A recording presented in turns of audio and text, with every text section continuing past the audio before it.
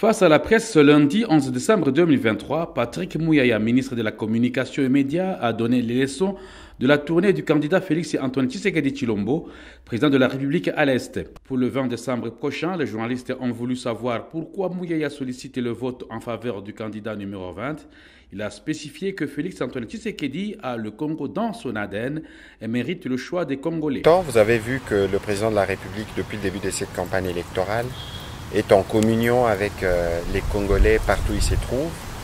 Et la destination de Goma était une destination très symbolique parce que vous savez qu'il y avait une promesse et un engagement ferme du président de la République de travailler pour le retour de la paix dans l'Est de la RDC. Et lorsqu'on parle de la paix dans l'Est de la RDC, on parle principalement de la situation dans le Nord Kivu.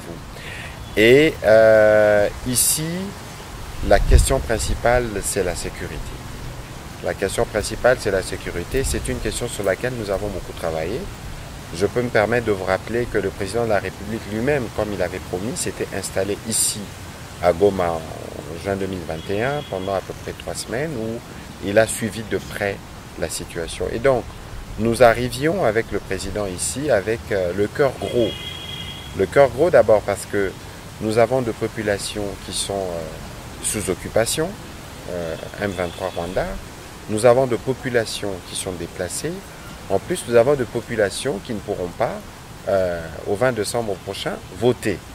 Et donc, il était pour nous, pour le président de la République spécifiquement, dans le cadre de cette campagne, il était crucial de venir à Goma pour montrer et réitérer justement à cette population, et le président de la République l'a dit, si vous votez pour moi, nous allons mettre fin à l'insécurité parce que nous pensons que la stratégie que nous avons engagée derrière le président nous permettra aujourd'hui de voir le bout du tunnel au-delà de vicissitudes qu'il y a aujourd'hui parce que premièrement nous avons renforcé nos forces armées, nous travaillons donc à leur montée en puissance et puis vous avez suivi, le président de la République parlait de la réserve armée des défenses qui apparaît pour nous comme une réponse finalement à une structure qui va encadrer tous ces jeunes résistants, ces jeunes patriotes que nous avons rencontrés à Uvira, que nous avons rencontrés à Bukavu, que nous avons rencontrés ici à Goma, qui sont prêts à servir la patrie. Et donc, c'était plutôt pour nous hier un moment de communion, parce qu'il a plu, c'était sous la pluie, des gens s'étaient mobilisés depuis les premières heures de la journée.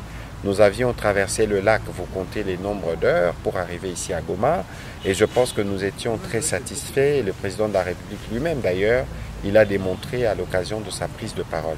Et donc pour nous, nous considérons que Goma était une étape cruciale dans cette campagne électorale et nous pensons que le président de la République a dit les mots qu'il fallait et les engagements qu'il faut pour que cette population lui donne le soutien qu'il faut et pour que nous puissions continuer à travailler pour le retour effectif de la paix dans cette partie du pays. Parce que vous savez, par exemple, quand nous étions à Uvira, c'était pas la nuit. Quand nous sommes allés nous recueillir à Makobo, là, ça ne l'était pas non plus. Ou quand nous étions à Walungu. Je vous donne l'exemple de Bukavu. On arrive à Bukavu, il est 16h17. Mais le temps de quitter Kavumu et d'arriver à la place de l'Indépendance, toute la ville était dans la rue. Vous êtes bloqué dans les trafics. Et vous arrivez. Et ça se fait au moment où je vous parle, le président de la République est à Mahagi. Il va quitter Mahagi pour Beni. De Beni, il va aller à Butembo. Et de Butembo, il va finir au Kasaï, au Kasaï oriental, en Mbujimaï.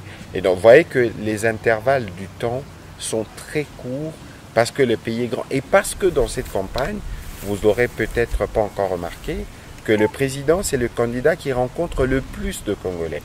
Il était déjà en Ituri, mais vous avez vu que ce matin, il y est retourné. Parce qu'il y avait la promesse qui a été faite à Haru de dire que nous irons voir les populations de Mahagi.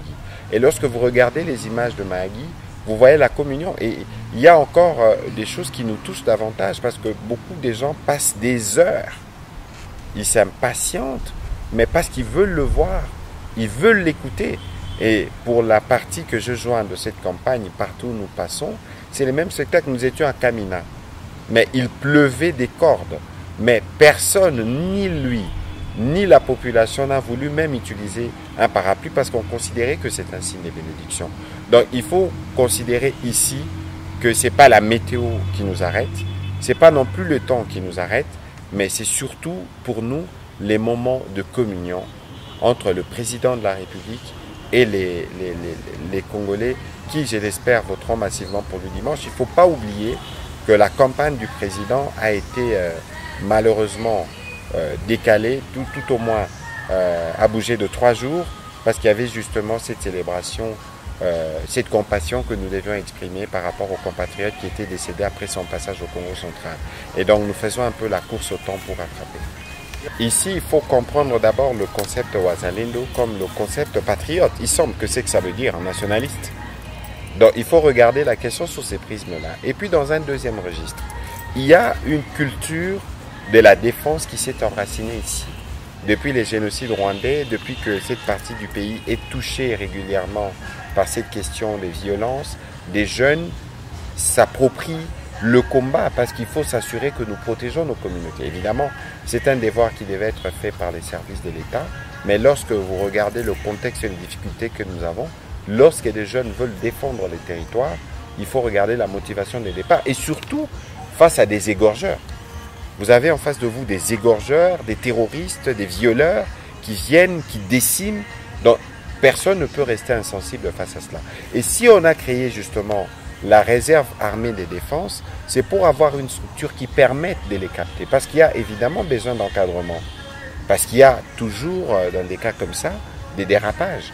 Et c'est des dérapages qui sont condamnés. Et parce que, quand on parle de réserve armée de la défense, ne pensez pas que ce serait un black saying pour tous ceux qui voudront dire on y va. Non, il y aura un processus de vetting parce qu'il est hors de question de prendre des enfants, par exemple, pour que les enfants se joignent au combat. Non, il y a ceux qui sont responsables de différents crimes, etc., qui ne pourront pas non plus être associés à cette réserve armée de défense. Il y a quelques jours, le général Padir Imoulenga a été désigné par le président de la République, justement pour être celui qui va coordonner cette réserve armée de défense, qui fera en sorte que ceux qui seront admis puissent être de jeunes qui soient connus, qui soient identifiés et pour lesquels on peut s'assurer qu'il n'y ait pas de dérapage. Et donc, il faut avoir vos apaisements par rapport à ça. Mais ici, il faut savoir que d'abord, le franc congolais, c'est notre monnaie nationale. Les dollars ne pas notre monnaie. Aujourd'hui, nous subissons beaucoup de coups du fait du dollar parce que regardez d'abord le marché mondial, il est secoué. La crise du Covid, la guerre en Ukraine, mais surtout nous-mêmes aussi, il y a une pression en termes d'organisation des élections, en termes de financement de la guerre, mais tous ces éléments rentrent en compte dans les fluctuations que connaît la monnaie, que connaissent la monnaie. Et donc ici, l'engagement du président de la République, le peuple d'abord, pour les sociales, est un engagement qui est réitéré parce qu'il faut plus d'emplois pour les 5 années à venir. Et donc, lorsque nous investissons par exemple de la gratuité, le président de la République l'a dit, on va passer du secondaire, on va passer du primaire au secondaire au second mandat. Mais nous les faisons parce que nous soulageons les charges des parents. Lorsqu'on va faire la couverture santé universelle, qui commence par le volet maternité gratuite, nous soulageons les peines des mamans, les peines des familles, parce que vous connaissez les phénomènes de femmes qui viennent d'accoucher mais qui sont retenues prisonnières. Et donc c'est un engagement qui sera renouvelé parce que tout ce que nous le faisons pour le peuple.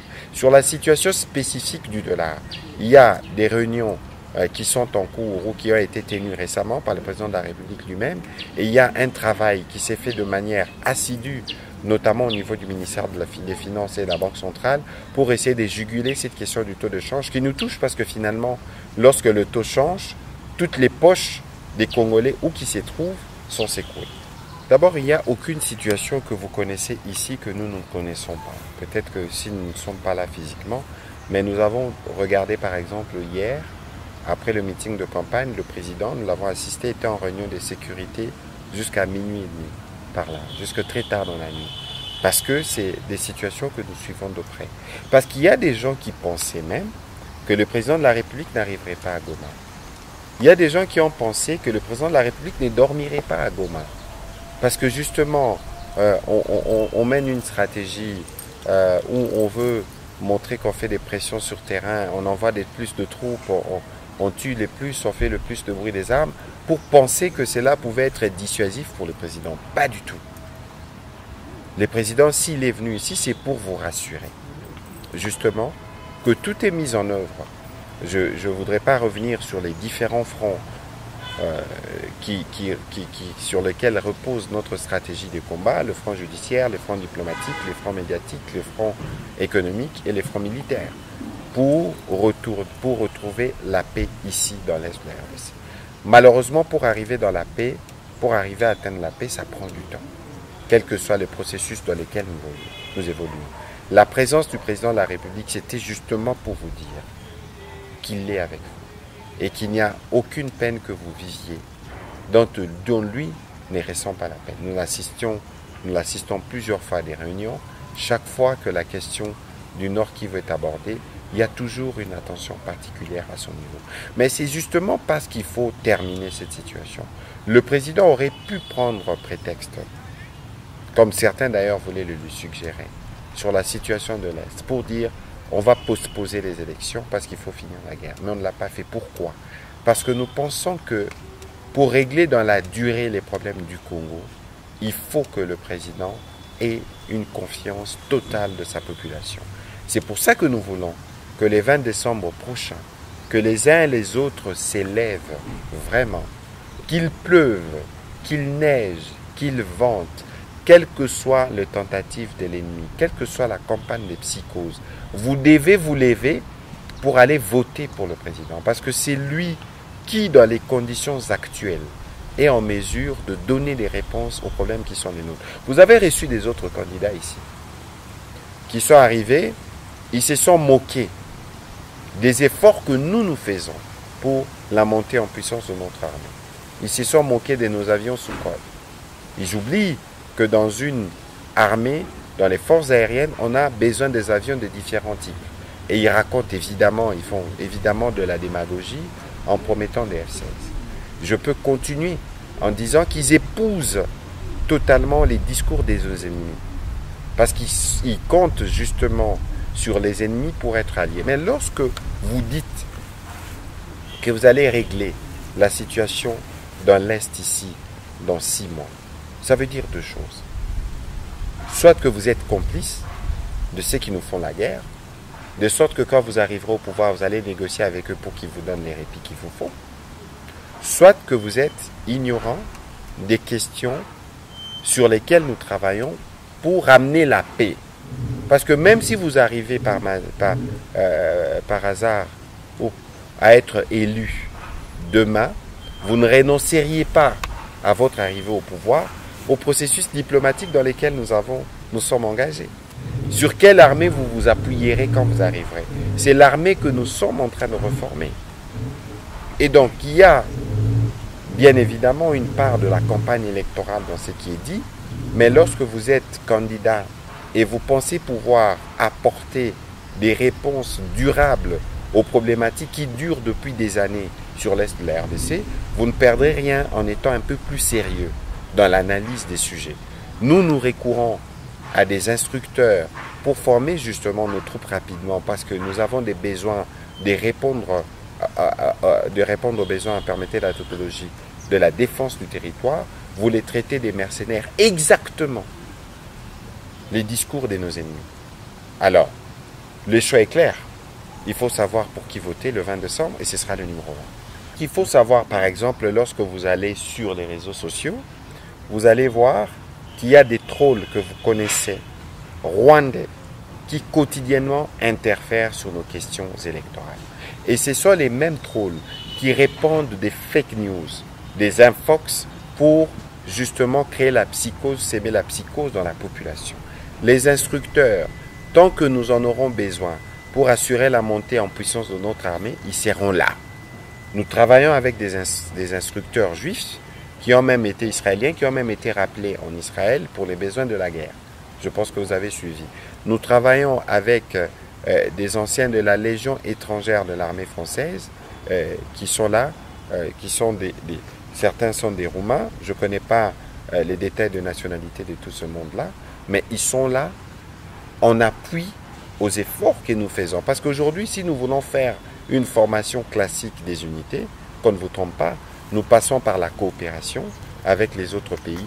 Parfois, ça prend du temps, mais nous avons des besoins accélérés de formation de nos troupes nous recourons à des sociétés qui sont expertes dans les domaines, à ne pas confondre justement avec des sociétés du type Wagner. Parce que la tendance des ennemis, c'est de le dire. À un moment, on l'a dit ici, qu'il y avait les groupes Wagner ici. Je parle devant des professionnels de médias.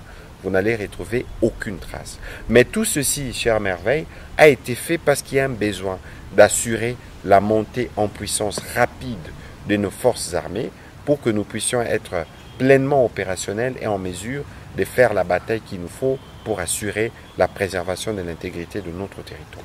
C'est évident qu'on ne négociera pas. Parce que si nous osons négocier, négocier veut dire concession.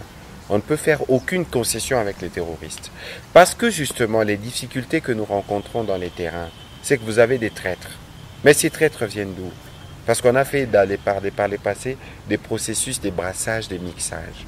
On a mélangé même ceux qui ne devraient pas être mélangés. Est-ce que nous devons continuer à pérenniser cette erreur? Il est hors des questions. Nous avons déjà un cadre dans lequel ces questions ont été discutées. Réalisez la feuille de route de Luanda, où il y avait des tâches spécifiques qui avaient été données à certains acteurs.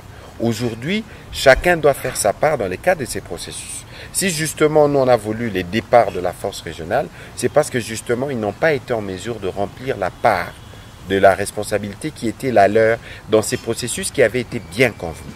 Première chose.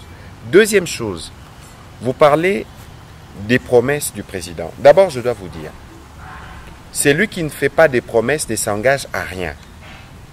Si vous êtes père de famille, lorsque votre enfant vous dit « Papa, j'ai faim », vous lui dites « Aujourd'hui, il n'y avait pas de lait, mais demain, vous aurez du lait. » Et quand vous sortirez, vous irez travailler parce que vous devez être sûr que vous avez apporté du lait à vos enfants. Le président n'a pas fait que de promesses. Le président a surtout parlé de ce que nous faisons. Ce que nous faisons, c'est la gratuité. Souvenez-vous, en 2019, quand on a commencé les processus de gratuité, personne n'y croyait. Il y avait des grosses discussions, notamment avec l'Église catholique. Mais aujourd'hui, où est-ce qu'on en est?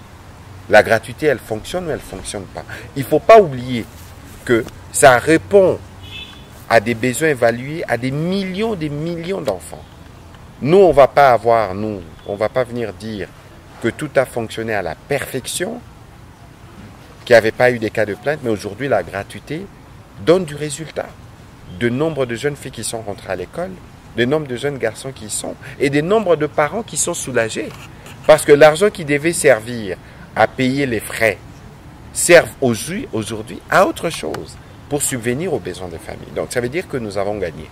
Lorsqu'on parle de la mise en œuvre de la couverture santé universelle, ça veut dire accès à des soins de santé de qualité à bas prix pour tout le monde. C'est un processus qui est immense, c'est une vraie révolution. Mais ici, le président dit, nous commençons par la maternité gratuite parce qu'on a remarqué qu'il y avait beaucoup de cas de décès pendant les accouchements, que ce soit des nourrissons ou que ce soit des mamans. Et donc aujourd'hui, c'est une mesure qui est prise pour permettre de soulager cette peine-là. Mais ici, tout de suite, je vais rajouter, on ne va pas considérer que c'est une prime donnée à ceux qui veulent de manière, je ne sais pas comment le qualifier, faire des bébés, entre guillemets. Parce que les femmes qui passeront justement par ces processus seront sensibilisées sur la nécessité d'espacer les naissances, sur la nécessité d'observer une forme de planning familial, de se dire, voilà, si vous avez 2 enfants, ils sont coûteux. Voilà, ça c'est des choses qui ne sont pas abstraites. Les 145 territoires sont perceptibles. Partout, pour une fois, dans l'histoire de ce pays, on fait des travaux en même temps, partout. Alors, lorsque vous me posez la question, les raisons pour voter le président, mais il y en a 1001.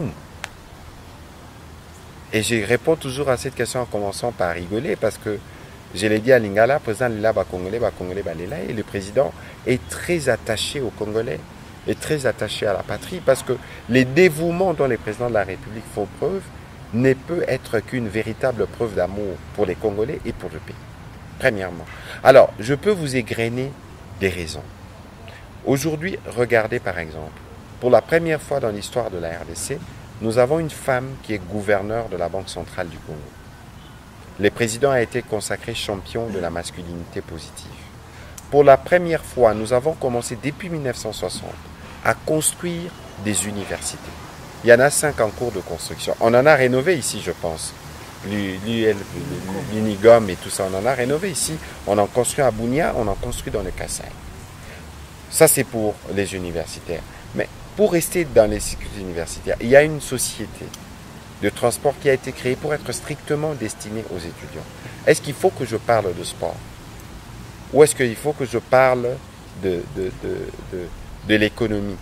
Parce qu'aujourd'hui, même si nous n'avons pas encore réglé les problèmes de Congolais, mais regardez le bond économique qu'on a fait. En 5 ans, nous avons triplé le budget.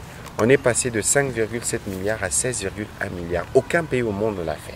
On ne peut pas nous satisfaire de ça parce que c'est encore insignifiant par rapport au potentiel du pays. Et vous voulez qu'on parle de quoi? De la lutte contre la corruption. Regardez l'IGF, une structure qui existait déjà depuis des années, des temps immémoriaux. Mais regardez aujourd'hui le rôle que l'IGF joue dans le contrôle des financements publics. Et donc aujourd'hui, quand je regarde surtout en face les autres candidats qui viennent beaucoup avec des incantations et des chimères, il n'y en a pas un qui sera en mesure, comme le président, de travailler justement à partir du possible pour faire ce qui est possible. Donc, lorsqu'on parle de consolidation des acquis, c'est parce qu'il ne faudrait pas venir en tâtonnant. Et d'ailleurs, j'ai fait le tour du pays avec le président dans cette partie Est. Dans ce que je vois, je ne suis pas sûr qu'il y ait un candidat qui bat véritablement campagne comme lui, qui va à la rencontre de Congolais et qui est vu, qui est entendu. Et donc, pour nous, les résultats, les élections prochaines, moi j'ai l'impression que ce sera un plébiscite.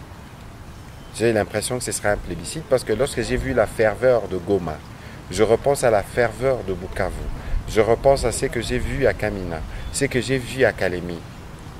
Je pense que le match est déjà fait, nous attendons impatiemment la date du 20 décembre. Si elle ne vote pas pour le président Tshisekedi, elle votera pour qui? Quel est le candidat que vous avez vu? Parce qu'ils sont passés par ici. Quel est le candidat qui vous a présenté un plan concret pour le retour de la paix? J'ai entendu des incantations. J'ai entendu, je vous ai fait la démonstration, que soit, si vous dites que vous allez régler les problèmes en 6 mois, soit que vous êtes complice, soit que vous êtes ignorant. Alors ignorant même de tous les processus. Parce qu'il ne faut pas oublier que le Congo ne commencera pas le 21 avec celui qui sera élu. Le Congo existe déjà. Le Congo a des engagements internationaux sur lesquels nous travaillons pour le retour de la paix. Alors, ceux qui vont arriver demain ne viendront jamais vous dire qu'ils vont renoncer à ce que nous, on a fait comme travail.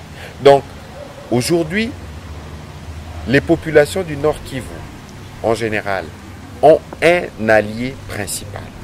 La raison est toute simple. C'est que le président de la République nomme les mal par le mal. Le président de la République a essayé. Parce qu'il faut savoir, et il a dit dans un de ses passages, je pense à Ouvira, que le peuple rwandais, aujourd'hui si nous allons à la petite barrière, il y a des Rwandais qui traversent et des Congolais qui traversent. Nous n'avons pas de problème avec le peuple rwandais. Mais le Rwanda est dirigé par quelqu'un que le président de la République a d'ailleurs à raison comparé à Hitler, au regard de crimes et massacres commis ici. Et il continue un processus systématique de pillage. Aujourd'hui, le président de la République veut apporter une réponse solide pour le retour de la paix dans l'Est. D'abord, la refondation de nos forces armées. La réforme est en cours, on a adopté la loi de programmation. On a recruté 40 000 jeunes et on en demande encore. Aujourd'hui, le président a lancé la réserve armée de défense parce que tous les jeunes qui se battent pour défendre le pays depuis des années doivent être encadrés et leur force doit être utilisée dans la défense de la patrie. Parce que beaucoup ont voulu croire que lorsqu'on parle de Wazalendo, on parle de jeunes qui sont, entre guillemets, des criminels, des indisciplinés, etc. Lorsque nous faisons cette réserve, c'est justement pour prendre ces jeunes, les encadrer pour une meilleure défense de la patrie.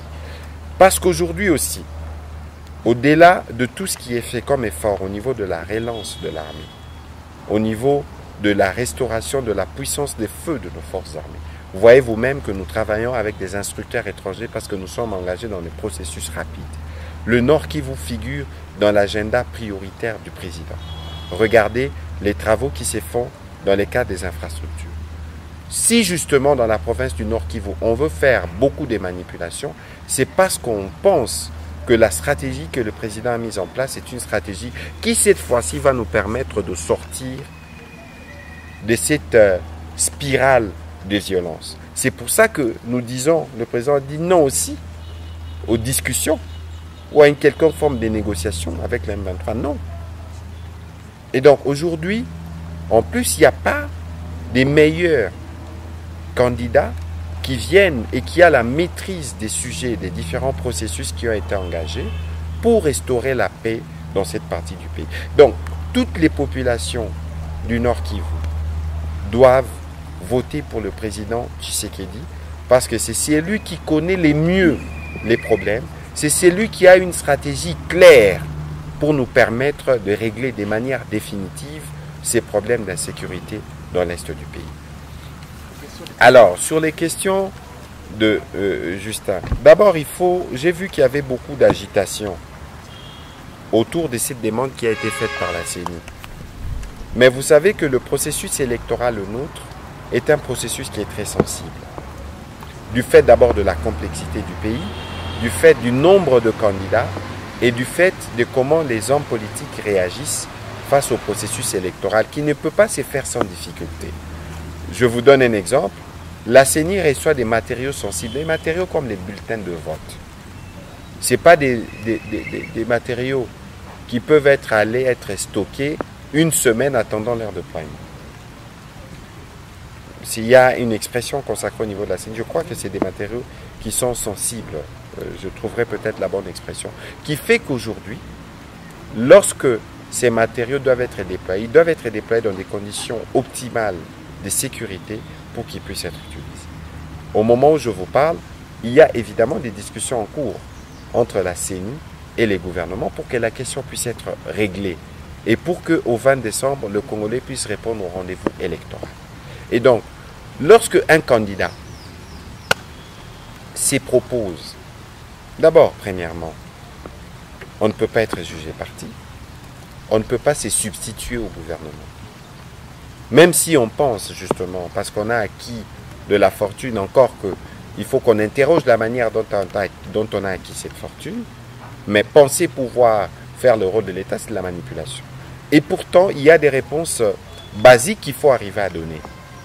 Lorsque vous avez à un moment de votre vie disposé d'un passeport zambien, qui soit diplomatique, qui soit ordinaire et que sais-je encore, vous ne perdrez rien. Parce qu'une élection est un moment de vérité. De dire, de reconnaître devant les Congolais que pour des raisons telles, j'ai disposé à un tel moment d'un passeport. Souvenez-vous que l'une d'ailleurs des raisons qui ont été à la base des divergences entre les FCC et le CACH, c'est parce que le président avait décidé de rendre le passeport à M. Moïse Katumbi. Parce qu'il s'agit de lui, je n'aime pas citer des noms.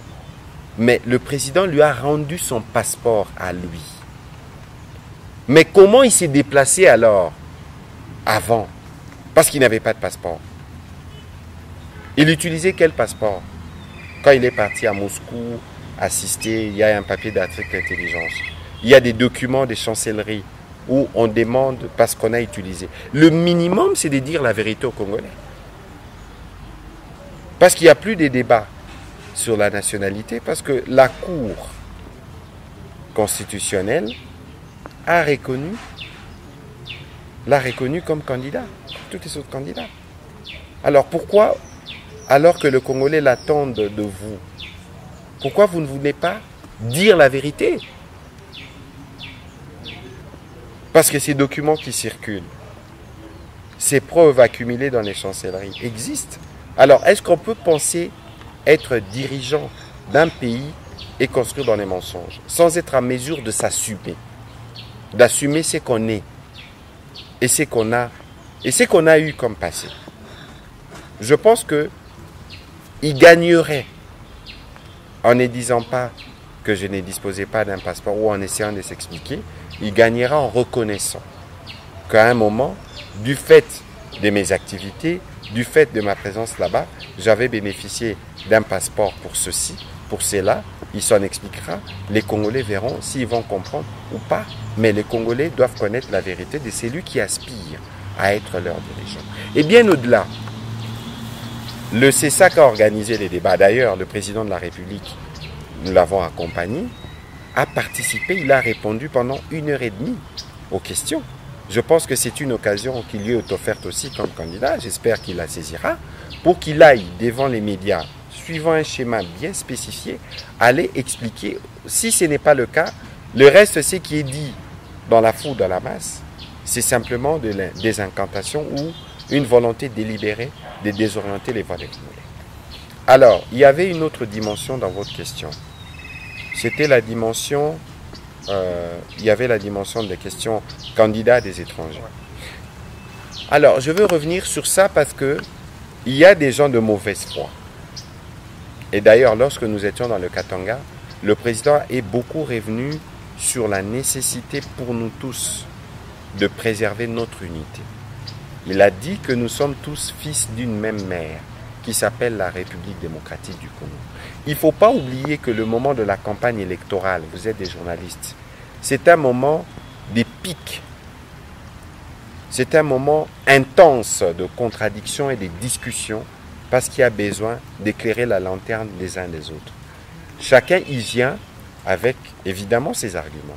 Lorsque le président pointe candidat des étrangers,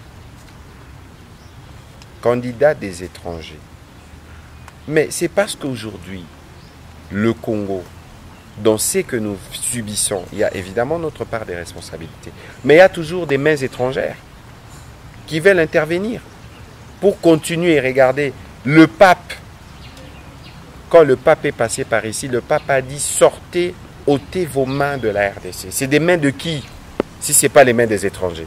Lorsque moi je vous dis, et bientôt on va en faire la démonstration, parce qu'il y a des gens qui sont ensemble contre la République, lorsque vous travaillez avec des réseaux de manipulation rwandaises, clairement identifiés, les comptes qui insultent matin, midi et soir, nos militaires, nos troupes, mais c'est des comptes qui vous encensent. Est-ce que vous êtes leur candidat ou pas?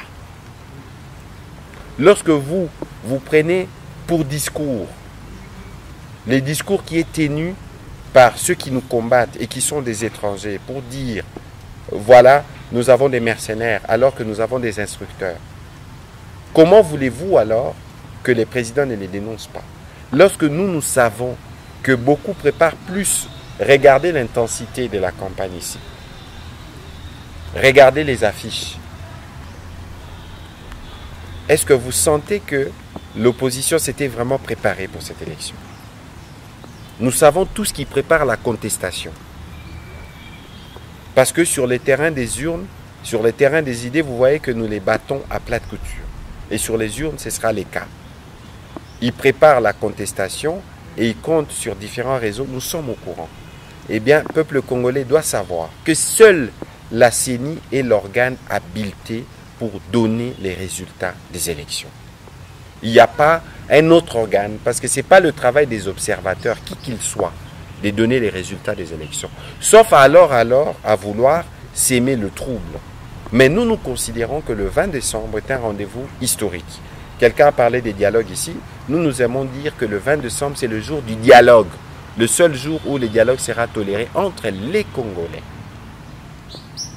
et ceux qui doivent les diriger, la classe politique. Et donc, dans cette quête-là, tout le monde doit agir.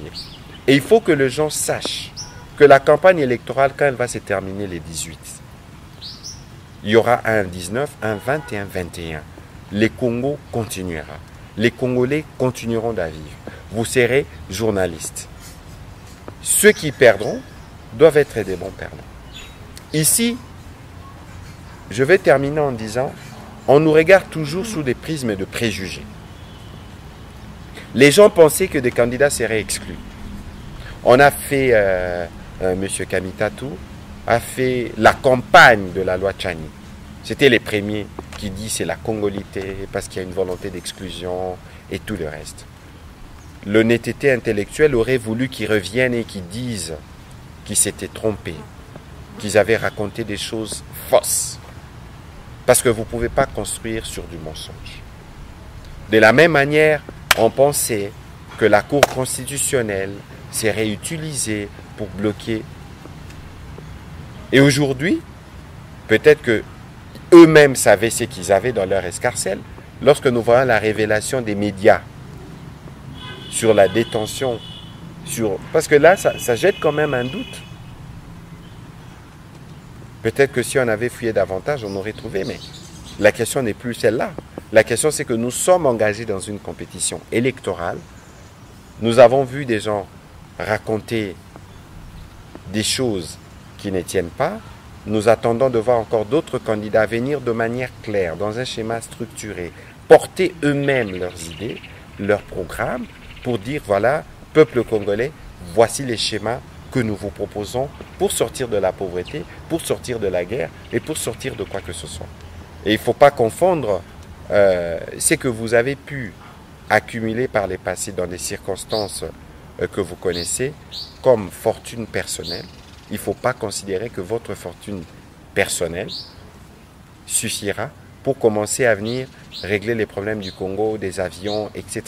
et à raconter et à vouloir nous priver. Et encore, c'est une question qui est éminemment sensible. Pourquoi vouloir nous priver d'une première dame? Pourquoi? Est-ce que les mamans ne méritent pas d'avoir un répondant à la présidence? C'est à bâton rompu que l'entretien avec la presse de Goma et internationale s'est tenu entre Mouyaya et ses professionnels des médias. Non, bateau toi Goma hapa tulikuwa na président de la République. Président de la République alikatisha lilala hapa ku Goma. Batu balisema ashitakuya eko naogopa atamiacha, mais mulio na président nafika na yeye na première dame na Shibote tunalala hapa. Président eko nenda Beni, président eko nenda Butembo, njo aende kupresenter projet yake devant ba Congolais. Président Tshisekedi ni yeye huku na dirige Congo depuis 5 ans. Anayua kabisa mambo tuko nayo ku armée, mambo ya sécurité tuko nayo na ba problème sociaux yi tuko nayo. Muliona ba candidat bengine balipita hapa. Proposition kani balimifanya. Beko natumika na ba étranger, njubi unasema tu mambo ile ba étranger beko nasema. Beko na critiquer ba effort yetu tunafanya na ba soda yetu na armée yetu nju tu sécuriser hii parti ya mui nchi yetu. Njomala le 20 décembre mumbote mushimame. Inyeshe ikue nini, quelle que soit la situation mumbote mushimame nju mwende kuvote numéro 20. Président Tshisekedi ni yeye njo kona boussole kama tunamu soutenir kama ba wazalendo ba mama ba bibi ba bwana bantu bote banashimama banasema président tunakupatia mavoie yetu nju wewe ende kule kufront ou tu défendre. Président afanya kazi yake mzuri sana, anesha kumidémontrer eko na volonté munayua ma situation il est inchi li connaître depuis 20 ans 25 ans où les ma difficulté biote en 5 ans on pouvait pas tout finir, en 5 ans tunaweka fondation ça tumpatie pouvoir ndio à construire ile ba mur itatusaidia shibote ndio tupate sécurité, ndio batoto ende ku masomo, ndio ba mama bazala na ma condition ya mzuri. Voilà.